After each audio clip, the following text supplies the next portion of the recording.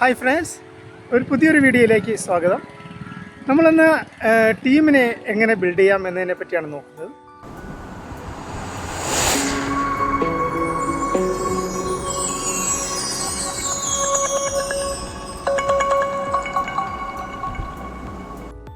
ഒരു ഓർഗനൈസേഷൻ്റെ വളർച്ചയ്ക്കും അതിൻ്റെ നിലനിൽപ്പിനും ഏറ്റവും അത്യാവശ്യം വേണ്ട ഒന്നാണ് ടീം. പക്ഷേ പലർക്കും എങ്ങനെയാണ് ഒരു ടീം ഓപ്പറേറ്റ് ചെയ്യുന്നത് എന്ന് വ്യക്തമായിട്ട് അറിയില്ല. അവർക്ക് ഒരു നല്ലൊരു ഇൻഫർമേഷൻ കിട്ടുന്നതിന് ഈ ഒരു വീഡിയോ സഹായിക്കും. നേരിട്ട് ആ ടീമിൻ്റെ സാങ്കേതികമായ കാര്യങ്ങളിലേക്ക് കടക്കുന്നതിന് പകരം ഒരു കഥയിലൂടെ, ഒരു സ്റ്റോറിയിലൂടെ ഒരു ടീം എങ്ങനെ ഫങ്ഷൻ ചെയ്യുന്നു എന്ന് പറഞ്ഞു കഴിഞ്ഞാൽ നിങ്ങൾക്ക് കൂടുതൽ എൻജോയ് ചെയ്യാൻ പറ്റും. അതോടൊപ്പം കൂടുതൽ ഡീപ്പായിട്ട് മനസ്സിലാക്കാനും നിങ്ങൾക്ക് സാധിക്കും. അപ്പോൾ അതുകൊണ്ട് ചെറിയൊരു കഥയുടെ രൂപത്തിൽ ഒരു ടീം എങ്ങനെയാണ് പ്രവർത്തിക്കുന്നത്, ടീമിൻ്റെ ഔട്ട്പുട്ട് എങ്ങനെയാണ് ഒരു ഓർഗനൈസേഷൻ്റെ വളർച്ചയെ സ്വാധീനിക്കുന്നത് എന്ന് നോക്കാം. നമ്മളിവിടെ പറയുന്ന കഥയിലെ കേന്ദ്ര കഥാപാത്രം എന്ന് പറയുന്നത് ഒരു ബേക്കറിയാണ്. എറണാകുളത്തുള്ള ഒരു ബേക്കറിയുടെ പേര് നമുക്ക് സ്റ്റാർ ബേക്കേഴ്സ് എന്ന് കൊടുക്കാം. ഈ സ്റ്റാർ ബേക്കേഴ്സിനെ സംബന്ധിച്ചിടത്തോളം അതിൻ്റെ പ്രോഡക്റ്റുകൾ വളരെ ക്വാളിറ്റി ഉള്ളതാണ്. ധാരാളം ആൾക്കാർ ഇഷ്ടപ്പെടുന്നുണ്ട്. ഒരുപാട് പേര് ബേക്കറിയിൽ വന്ന സാധനങ്ങൾ പാഴ്സലായി വാങ്ങിച്ചുകൊണ്ട് പോകുന്നുണ്ട്. അതോടൊപ്പം അവിടെ ഇരുന്നും ആൾക്കാരത് ഭക്ഷിക്കുന്നുണ്ട്. നല്ല പോസിറ്റീവ് റിവ്യൂ ആണ് അവരിൽ നിന്നും സ്ഥാപനത്തിന് കിട്ടുന്നത്. അപ്പം ഇങ്ങനെ വളരെ നല്ല രീതിയിൽ പോകുമ്പോൾ അതിൻ്റെ ഉടമസ്ഥയായ മിസ്സിസ് സാറയെ സംബന്ധിച്ചിടത്തോളം ഒരു ചെറിയൊരു സങ്കടമുള്ളത്, ദൂരെയുള്ള ആൾക്കാർക്ക് നല്ല രീതിയിൽ സെർവ് ചെയ്യാൻ കഴിയുന്നില്ല. അവിടെ വരുന്നവർക്ക് മാത്രമേ ഇത് സെർവ് ചെയ്യാൻ പറ്റുന്നുള്ളൂ.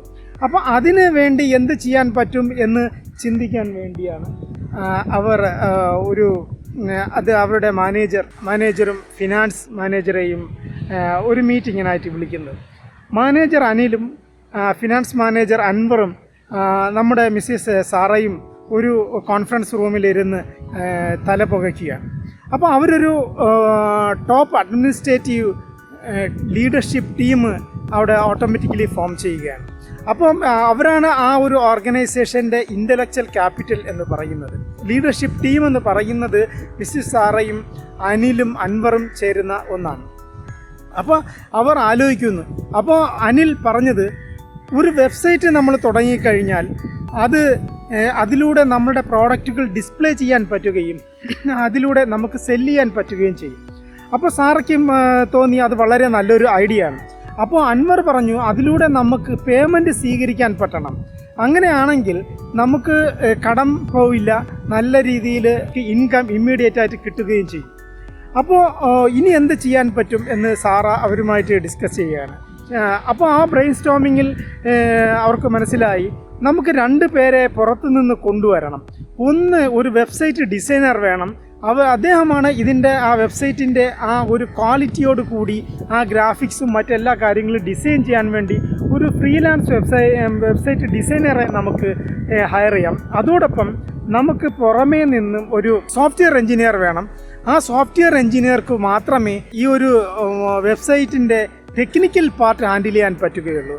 ഹോസ്റ്റിങ്, ഡൊമെയിൻ നെയിം, മറ്റ് പേയ്മെൻറ്റ് ഗേറ്റ്വേ ഇൻ്റഗ്രേഷൻ, മറ്റ് തീംസ്, അങ്ങനെയുള്ള സോഫ്റ്റ്വെയർ പാർട്സിനെ ഇൻ്റഗ്രേറ്റ് ചെയ്യാൻ ഒരു സോഫ്റ്റ്വെയർ എഞ്ചിനീയറും കൂടെ വേണം. അപ്പോൾ ഈ 2 പേരെയും കൂടെ ആ ടീമിലേക്ക് ഉൾപ്പെടുത്താൻ വേണ്ടിയാണ് ടീം അംഗങ്ങൾ ഡിസിഷൻ എടുത്തത്. സോഫ്റ്റ്വെയർ എഞ്ചിനീയറായ വിനീത എത്തുകയും അതോടൊപ്പം ഡിസൈനറായ രഘുവും കൂടെ ചേർന്ന് വെബ്സൈറ്റിൻ്റെ കാര്യങ്ങൾ ചിന്തിച്ചു.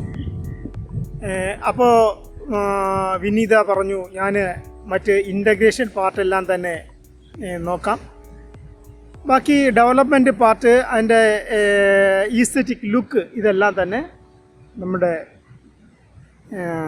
രഘുവാണ് നോക്കേണ്ടത്, ഡിസൈനറാണ് നോക്കേണ്ടത്. അങ്ങനെ അവർ ദിവസങ്ങളോളം ഇരുന്ന് ഡിസൈൻ ചെയ്തു. അപ്പോൾ ഇനി അത് എങ്ങനെ ഫങ്ഷൻ ചെയ്യണമെന്ന് തീരുമാനിക്കണമെങ്കിൽ ഈ 2 എക്സ്റ്റേണൽ എക്സ്പേർട്സിനെ കൊണ്ട് പറ്റില്ല. ഇൻറ്റേർണൽ എക്സ്പേർട്സിൻ്റെ ഒരു സഹായം വേണം. എപ്പോഴും ഒരു ക്രോസ് ഫങ്ഷണൽ മാസ്റ്റർ മൈൻഡ്, അല്ലെങ്കിൽ ഓരോ ഡിപ്പാർട്ട്മെൻറ്റുകൾ പരസ്പരമുള്ള സഹകരണം കൊണ്ട് മാത്രമേ ഒരു ടീം നല്ല രീതിയിൽ ഫങ്ഷൻ ചെയ്യുകയുള്ളൂ. ഇവിടെ ഏറ്റവും പ്രധാനപ്പെട്ട ഒരു ഡിപ്പാർട്ട്മെൻറ്റാണ് പാചകം. കാരണം അതെങ്ങനെ കുക്ക് ചെയ്തെടുക്കുന്നു എന്നും അത് എങ്ങനെ ഇരിക്കുമെന്നും അതിൻ്റെ വിഷ്വലും അതിൻ്റെ ടേസ്റ്റി കാര്യങ്ങളെല്ലാം എക്സ്പ്ലെയിൻ ചെയ്യാൻ പറ്റുന്നത് ഒരു പാചകക്കാരനാണ്. അപ്പോൾ അവിടെയുള്ള പാചകക്കാരൻ അവരെ ഹെൽപ്പ് ചെയ്തു, എങ്ങനെ ഇരിക്കും, ഏത് രീതിയിലാണ് ഈ ഒരു പ്രോഡക്റ്റ് ഇരിക്കുന്നത്, ഇത്തരം വിഷയങ്ങളെല്ലാം പറഞ്ഞു കൊടുക്കുകയും അതിൻ്റെ ചിത്രങ്ങൾ പല ആംഗിളിലുള്ള ചിത്രങ്ങൾ എടുത്ത് നൽകുകയും ചെയ്തു. അതെല്ലാം തന്നെ വെബ്സൈറ്റിൽ ഇൻ്റഗ്രേറ്റ് ചെയ്തു. അതുകൂടാതെ അവിടെയുള്ള സെയിൽസ് ടീം എങ്ങനെയാണ് ഈ ഓർഡർ വരുന്നത്, എവിടെയൊക്കെയാണ് ഓർഡർ വരുന്നത്, ഏത് രീതിയിലാണ് റിപ്പോർട്ടുകൾ വേണ്ടത് എന്ന കാര്യങ്ങളെല്ലാം തന്നെ ഡിസ്കസ് ചെയ്യുകയും ചെയ്തു. അതെല്ലാം തന്നെ വെബ്സൈറ്റിൽ ഇൻ്റഗ്രേറ്റ് ചെയ്തു. പിന്നെ ചെയ്തത് ഏതൊക്കെ റൂട്ടിലാണ് പോകുന്നത് എന്ന് ഈ സെർവ് ചെയ്യുന്ന ഡെലിവറി ബോയ് ഡീറ്റെയിൽസ് പറഞ്ഞു കൊടുക്കുകയും ചെയ്തു. അങ്ങനെ വെബ്സൈറ്റുകൾ ഒരു ആഴ്ചകൾ കൊണ്ട് കംപ്ലീറ്റ് ചെയ്തു. പക്ഷേ ലോഞ്ച് ചെയ്യുന്ന സമയത്ത് ഫങ്ഷൻ ചെയ്ത് തുടങ്ങിയപ്പോഴാണ് ചില പ്രോബ്ലംസ് നമ്മളുടെ ഹയർ ടീംസും നമ്മുടെ ഡെവലപ്മെൻറ്റ് ടീംസും അതോടൊപ്പം ഇൻറ്റേർണൽ എക്സ്പേർട്സും മനസ്സിലാക്കുന്നത്. ചില സമയങ്ങളിൽ അത് പേയ്മെൻറ്റ് ശരിയാകുന്നില്ല. പിന്നെ അതുമാത്രമല്ല, ചിലപ്പോൾ വെബ്സൈറ്റ് സ്ലോ ആകുന്നു. ഇങ്ങനെയൊക്കെയുള്ള ചില പ്രശ്നങ്ങൾ വളരെ കാര്യമായി സീരിയസ് ആയി ബാധിക്കുന്നതായി മനസ്സിലാകും. കൗൺസിലെ അപ്പു ഇത് അകത്തേക്ക് വന്നു, അവർ ഡെവലപ്പ് ചെയ്തുകൊണ്ടിരുന്ന സ്ഥലത്ത് വന്ന് അവരുമായിട്ട് ഡിസ്കസ് ചെയ്തു. അപ്പോൾ അദ്ദേഹം ഈ ഒരു പ്രശ്നം കേട്ടപ്പോൾ അദ്ദേഹം പറഞ്ഞു, ഇവിടെ ചില സ്ഥലങ്ങളിൽ കവറേജ് കുറവാണ്, അവിടെ പേയ്മെൻറ്റ് കൊടുക്കാനായിട്ട് ബുദ്ധിമുട്ടാണ്. അങ്ങനെ വരുമ്പോൾ നമുക്ക് ക്യാഷ് ഓൺ ഡെലിവറി എന്നൊരു ഓപ്ഷൻ കൂടി ഇതിൽ ചേർത്ത് കഴിഞ്ഞാൽ പേയ്മെൻറ്റ് ഫെയിലിയർ എന്നുള്ള പ്രോബ്ലം നമുക്ക് ഒഴിവാക്കാൻ പറ്റും. അപ്പോൾ ഇത് കേട്ടപ്പോൾ തന്നെ നമ്മൾ സോഫ്റ്റ്വെയർ ഡെവലപ്പർക്ക് ഒരു ഐഡിയ ഉദിച്ചു. അത് വളരെ നല്ല കാര്യമാണ്. അങ്ങനെ ക്യാഷ് ഓൺ ഡെലിവറി എന്ന ഓപ്ഷൻ കൂടി അതിൽ ഇൻപുട്ട് ചെയ്തു. ഒരുപാട് കാര്യങ്ങൾ പ്രവർത്തിപ്പിച്ചത് കൊണ്ടാണ് സ്ലോ ആവുന്നത് എന്ന് മനസ്സിലായി. അപ്പോൾ ട്രാഫിക് കൂടുമ്പോൾ എല്ലാ ഓപ്ഷൻസും പ്രവർത്തിക്കേണ്ട ആവശ്യമില്ല, ഒരു മിനിമം ഫങ്ഷണാലിറ്റി മാത്രം മതിയാകും. ആ രീതിയിൽ സോഫ്റ്റ്വെയർ മോഡിഫൈ ചെയ്തുകൊണ്ട് അതിനെ നല്ല രീതിയിൽ ആക്കിയെടുക്കും. രണ്ടാമത് നമ്മൾ സോഫ്റ്റ്വെയർ ലോഞ്ച് ചെയ്തപ്പോൾ വളരെ എഫിഷ്യൻ്റ് ആയിട്ടുള്ള ഒരു ലോഞ്ചിങ് ആണ് നടന്നത്. സിസ്റ്റം വളരെ ഭംഗിയായി വർക്ക് ചെയ്തു. അപ്പോൾ ഈ ഒരു സ്റ്റോറിയിൽ നിന്നും നിങ്ങൾ മനസ്സിലാക്കേണ്ടത്, ഒരു ഫോർമലായിട്ടുള്ള ഒരു ചട്ടക്കൂടിനപ്പുറം ക്ലീനിങ് സ്റ്റാഫ് ഉൾപ്പെടെയുള്ളവരുടെ സഹകരണവും അറിവും അവിടെ ഇൻഡ്യൂഷൻസും നമ്മുടെ പ്രോജക്റ്റിനെ വളരെയധികം സഹായിക്കുമെന്നുള്ളതാണ്. ആരെയും ചെറുതാക്കി തള്ളിക്കളയാൻ പാടില്ല. അവരുടെ അഭിപ്രായങ്ങളുടെ നമ്മുടെ പ്രോജക്റ്റിൽ ഉൾപ്പെടുത്തിക്കൊണ്ട് പ്രോജക്റ്റിനെ വളരെ നന്നായി നമുക്ക് മാറ്റാൻ കഴിയും. അപ്പോൾ ഒരു ടീം ഫോം ചെയ്യുമ്പോൾ ഒരു ടോപ്പ് ലെവലിലുള്ള ഒരു ലീഡർഷിപ്പ് ടീം ഉണ്ടാകും. അവർക്കാണ് ഈ ഫിനാൻഷ്യൽ ആസ്പെക്ട്സ് എല്ലാം തന്നെ ഹാൻഡിൽ ചെയ്യാൻ പറ്റുന്നത്. എത്ര രൂപ ചിലവാക്കണം, എന്തൊക്കെ ചെയ്യണം എന്ന് തീരുമാനിക്കുന്നത് ഈ ടോപ്പ് ലെവലിലുള്ള ലീഡർഷിപ്പ് ടീമാണ്. അതിൻ്റെ താഴെയാണ് എക്സ്പേർട്സ് വരുന്നത്.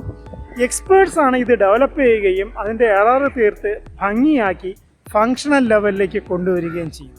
ഈ രീതിയിൽ നമ്മൾ ടീമിനെ ലീഡർഷിപ്പ് ടീമെന്നും എക്സ്പെർട്ട് ഗ്രൂപ്പെന്നുമാക്കി മാറ്റിക്കഴിഞ്ഞാൽ നമ്മുടെ ടീം ശരിയായ വിധം ഫങ്ഷൻ ചെയ്യുന്നു.